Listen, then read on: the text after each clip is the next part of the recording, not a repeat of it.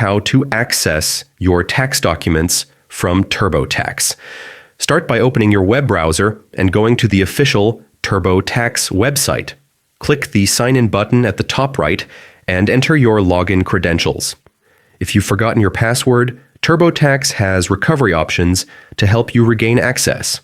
Once signed in, navigate to the Free Edition 2024 or Account Hub area. Here you'll find a section for your tax returns and documents.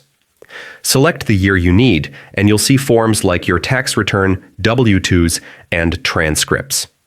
To save or print, click the download option beside each document and store them securely on your device or print a hard copy for reference.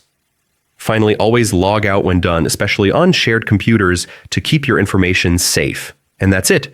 You've successfully retrieved your TurboTax documents. In this